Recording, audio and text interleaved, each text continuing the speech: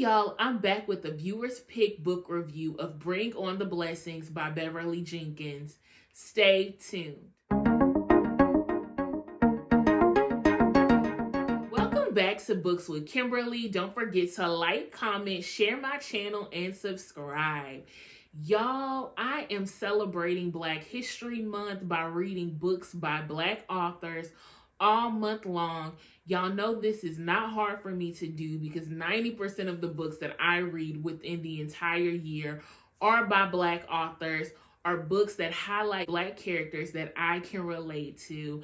I am so glad that I picked a Beverly Jenkins book to read in the month of February because Beverly Jenkins does such an amazing job with her historical fiction novels. I love her historical romances. They have become my favorites, and I'm going to go ahead and say it, y'all. I am adding Beverly Jenkins to my list of favorite authors. She put so much Black history in all of her books, and I absolutely love it. The book Bring On the Blessings by Beverly Jenkins was a viewer's pick by my aunt who absolutely loves Beverly Jenkins. She recently told me about this book, and this woman who buys a town on eBay. Right off the bat, I gotta tell y'all, I absolutely loved it. Give this book 5 stars. I'm gonna go ahead and say it. This is my favorite Beverly Jenkins book that I have read. Y'all know I love me some Reagan Lee, some Teresa July. But honey, I gotta add Bernadine Brown to the list. Bring On the Blessings is about Bernadette Brown, who found out that her husband was cheating on her. And baby, she took him to the cleaners. She was like, I'm not going to get mad. I'm going to get a lawyer and take all the money. She ended up being awarded over $700 million in their divorce settlement. So she is traveling the world, loving life. She has her friend circle, but she asks God to give her a purpose for her life.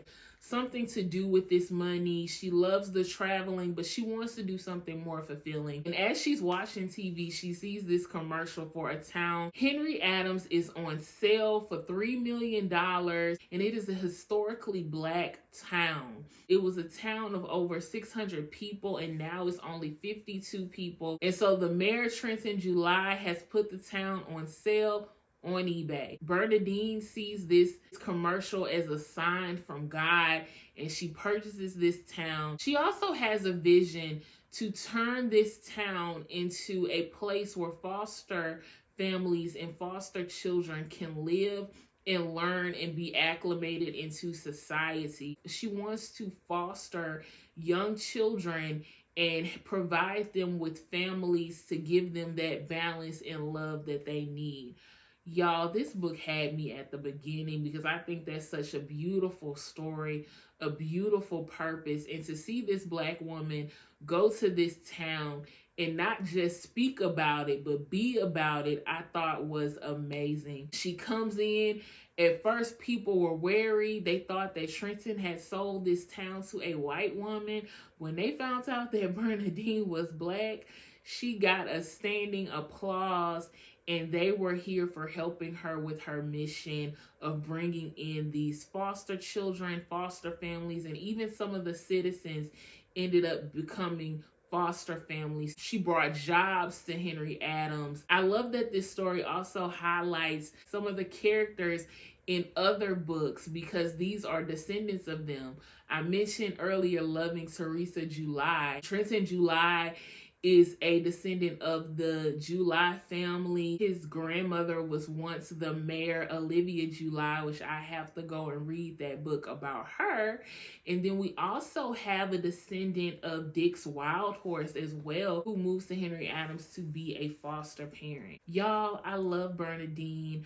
I love Lily and Trenton, who have this second chance love story going on. Y'all know I love my little elements of romance. There's also Malachi and Bernadine that I'm wondering if something is going to happen between the two of them. There are 5 different foster kids who live in 5 different homes, and they all have a story, and they all come from such traumatic experiences. And I just think it's beautiful that they were the ones chosen to live in this historically Black town and to really have their second chance at life. They get into sticky situations, but the families who are fostering these kids are there to let them know, you are part of my family and I'm not giving up on you.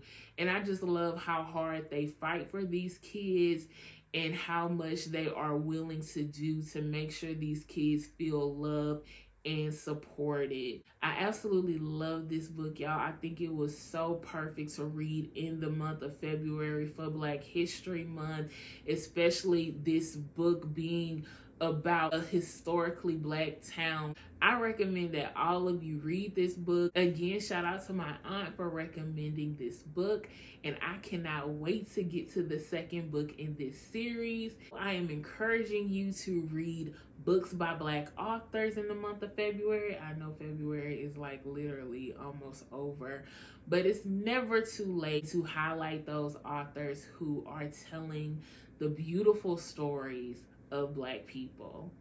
Y'all, thank you again for tuning in to a Books with Kimberly video.